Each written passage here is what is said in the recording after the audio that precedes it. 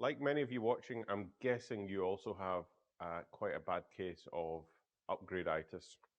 I'm yet to find a cure. You keep thinking every time you do an upgrade, that's the last thing.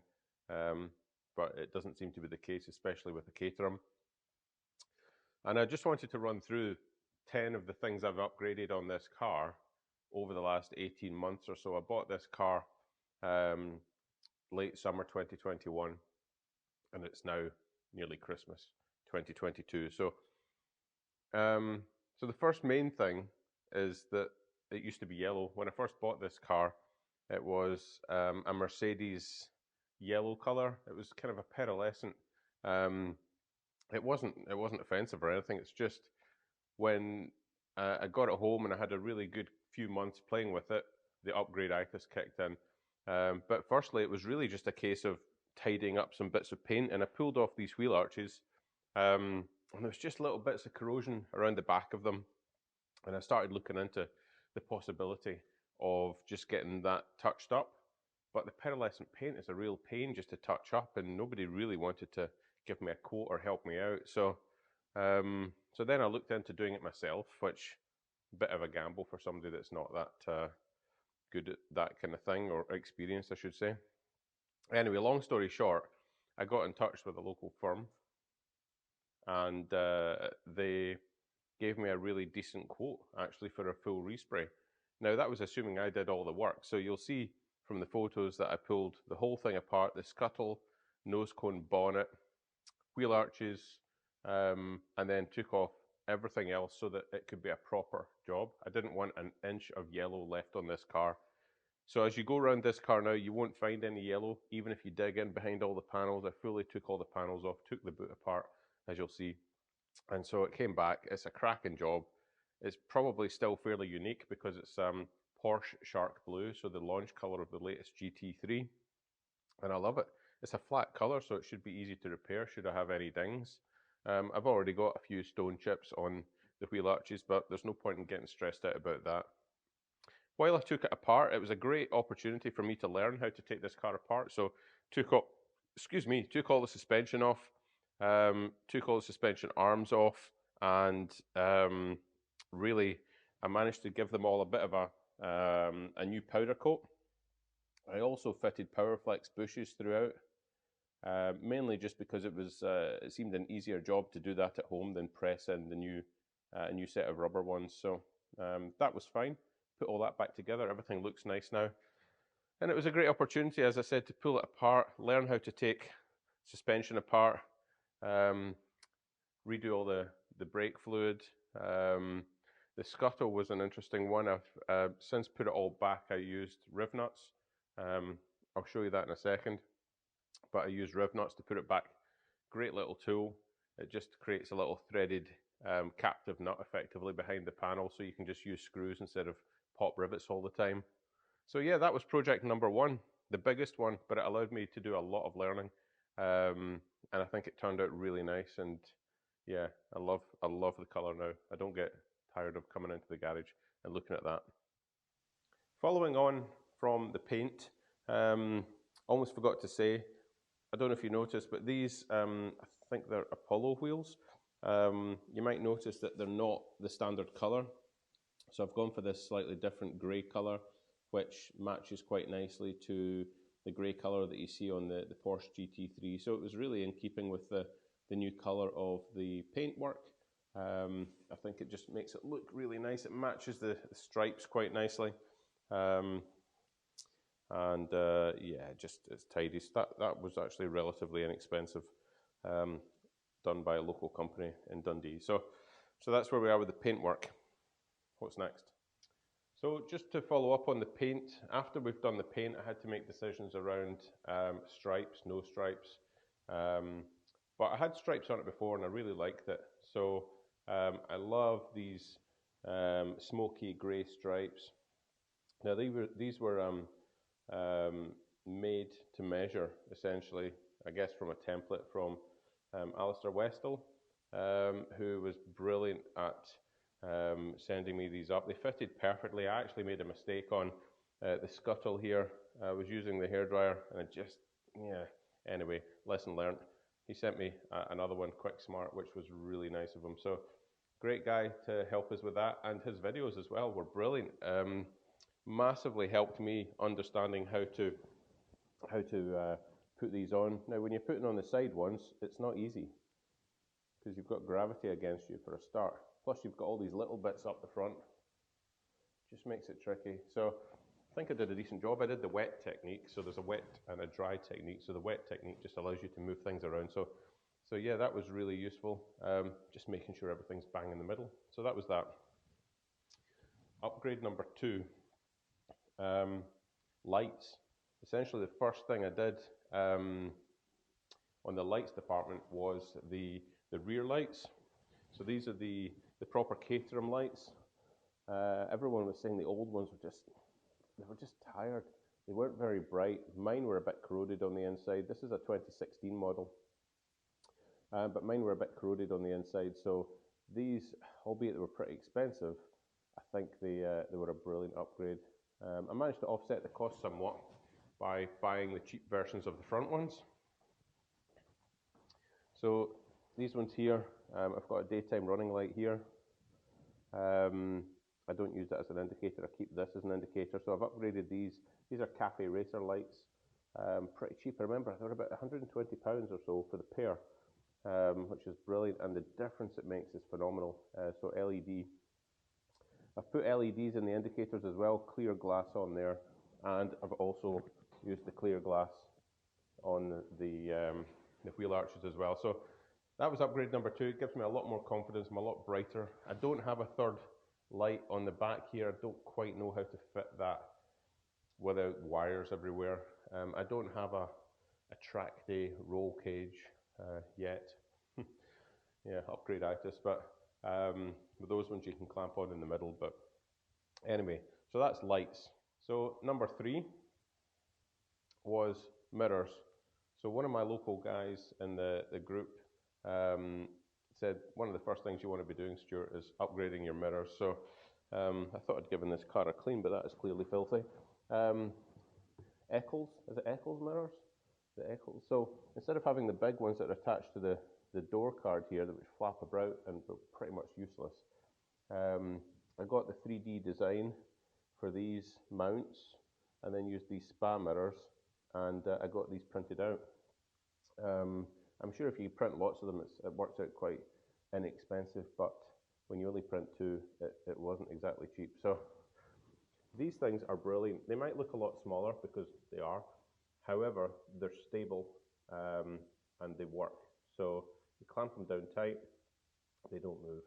It gives a lot of confidence. You can actually see behind you. So yeah.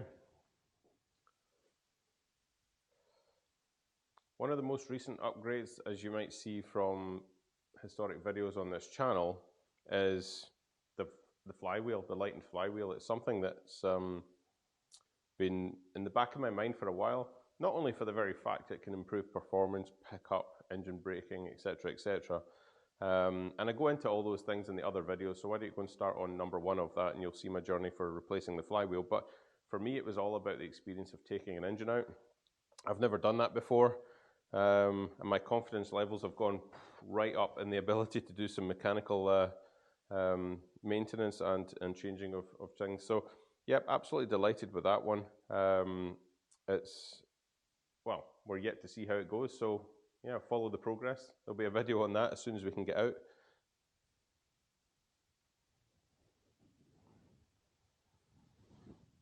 Next up, carbon dash. I've always been a fan of the carbon dash, and when I first bought this car, as you'll see, it had the vinyl dash. I think the 310S, the S part, you don't get as many decent little upgrades. So while I had the scuttle off, it was a great opportunity to tear out the old one. Again, it was a new experience. I didn't realise how it was bonded in. It gave me a chance to figure out all the wiring underneath.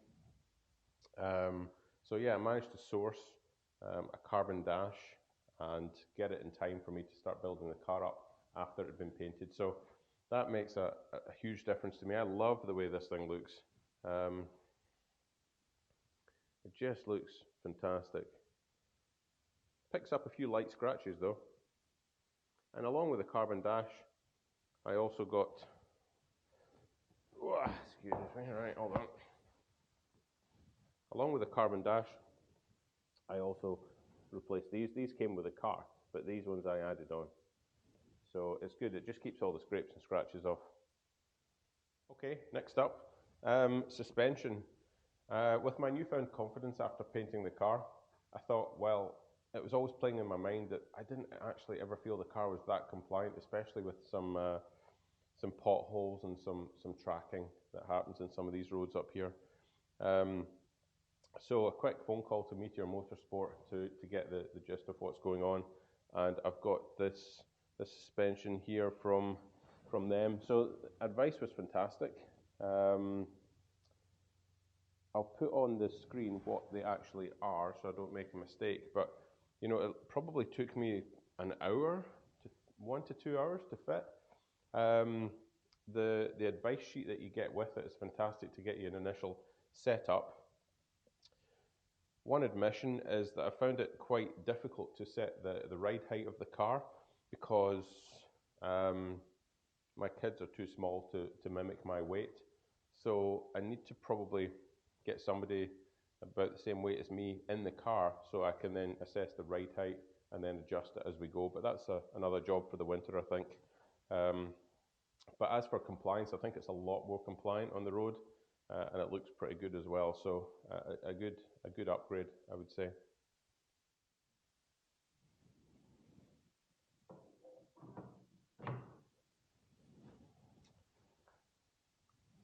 One of the things I was keen to get, although it didn't stop me from choosing this car because I knew you could upgrade it quite easily, was quick release steering. Now, I can get in and out of this car no problem with that steering wheel on, but I think it looks great. I think it's good for security. And so that was one of the things I wanted to do. I looked at lots of different options, a lot of which were not available actually, and some that needed actually welding onto the end of the shaft, which I wasn't really interested in. But long story short, I fell back and just went with the Caterham option. So fixing this one over, I thought was going to be a pain. There's a bush in there which came out when I removed the shaft. So what I did was I just removed this clamp here. The clamp's on the top half of the steering column to the bottom half. You remove that, and essentially, sometimes there's an ignition lock. This one doesn't have an ignition lock, so that was good, but you have to be wary of that. So because I don't have it, I just effectively yanked the steering wheel, and the whole shaft came out and brought out that bush. So I'd replaced the bush, put it all back in, which really wasn't that difficult, clamped it up, and we were good to go. You might notice that I've also got the steering wheel upgraded. So it's got a yellow stripe. That was really to match the yellow car. However, I think it looks great. So that was Cross Stitch that did that. Sent it away, came back within about 10 days. Cracking job they made of it, and I love the feel of it, and I love the look of it compared to the leather that we had before. I think it looks really good. The yellow stripe, though, does reflect on the windscreen if you're driving along in certain situations, but hey, it doesn't matter too much to me. So that upgrade was really worth having. The next one was a battery. So my Banner battery, I was just constantly charging it up. You might notice there's no charging network here for the battery. So I used to have a CTEC, but now I've upgraded to a JWM lithium-ion battery. Now, when this thing was delivered, I honestly thought there was nothing in the box.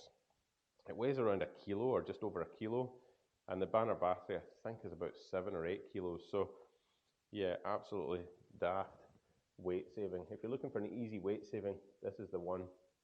Now, the one thing you need to, obviously, I'm sure you are very aware, but the one thing is there is a drain on the battery with a Caterham when the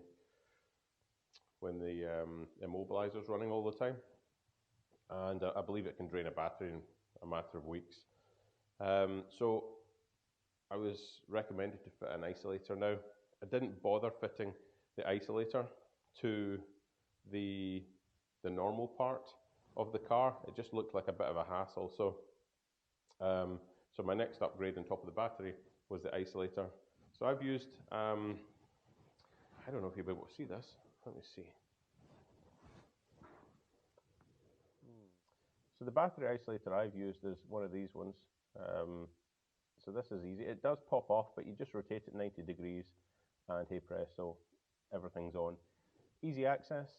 I can reach it while I've got my seatbelt on. And it's just gone through the bulkhead. It also made wiring up everything a ton easier. So this is what we've got. I've just hooked it up to the ground network. So I've got the two grounds that come from the chassis. One is here, one on the bell housing, and then the other one just goes to the battery. So it's basically at the point where it's accessing the battery is the point where my my earth happens to be cut off. So yeah, that's the battery and the cutoff. I've never charged that battery. I've had it probably 6 months. What's it at? So there's a little button on it you can press. 13.8 volts. I'm assured that whatever it goes to bed with, if you've got the isolator on, it'll wake up with that again in March or February or whenever you get going again. So absolutely brilliant. Don't even notice any difference when you're driving it or starting it. So that's where we are. All right, last couple of small things. One was from a nice photo I saw of a Caterham dashboard a couple of months ago actually, and I saw somebody had this really nice starter button. Sounds a bit silly, doesn't it? But it's a very cheap upgrade, and it keeps me happy. So yeah, it's Richbrook starter button. This is it here, really flush, looks really good, easy to fit. Yeah, so I popped that on. That was quite an inexpensive upgrade. And then the last thing is really storage. You know, we've got these tunnel, what do you call them? Tunnel bags. Got a couple of areas to store stuff, a little net here, and more recently I managed to pick up one of these secondhand. Absolutely brilliant for holding your hats and your neck warmers and things like that. So that's where we are. You might have noticed also my phone holder. This is, let me just grab my phone. I've tried a few phone holders. I've tried the one, the printed plastic one, the 3D printed one that attaches to these tonneau buttons, comes out, and then you've got like a Broadel phone holder. I've tried the quad lock suction device with a thing. Do you know what? This is brilliant. Simple magnet, boom. Very rarely moves. You can have it in portrait or landscape. I've got some charging units under here if I need to charge my phone. It's so small, it's minimal. I use it in my day-to-day car as well. You can just about see the magnet under the case there. If you've got a thin case, it works even better, but it fits absolutely perfect. If you're wondering what this is, it's a little piece of magnetic material, or it might just be metal, I don't know, to put the draggy on. So the draggy is there to help measure performance, and more on that in one of the future videos when we're trying to see if I can beat my 0 to 60 time since I've upgraded the flywheel. So that's it, a quick upgrade video. Might not be that exciting, but if you're anything like me, and I'm guessing as a Caterham owner you might be, this Upgraditis is becoming an expensive hobby. Got a few ideas of what's coming up. Wanted to do something with the brakes, but yeah, what else? I don't know. I don't think there's a huge amount I can do to tune this engine anymore, apart from sending it somewhere and spending a ton of money. I'd love to know if there's a way of tuning it myself, or getting somebody local to tune it. I think the ECUs are pretty locked down from my understanding. I just wonder if there's a way of doing it and eking out a little bit more. Not maybe looking for more horsepower, but maybe looking for bringing that horsepower down the range a little bit. Anyway, so that's all from today. If it was useful, hit like, and if you think you'd like to see more of these videos, and especially when we get out driving, I'll endeavour to do some more photography and video making when we get out driving. Hit subscribe and you'll see them coming along. But for today, it's just another garage video because it's freezing and the snow's melting at the moment, but we still can't get out. So roll on February, I think it should be good. Cheers.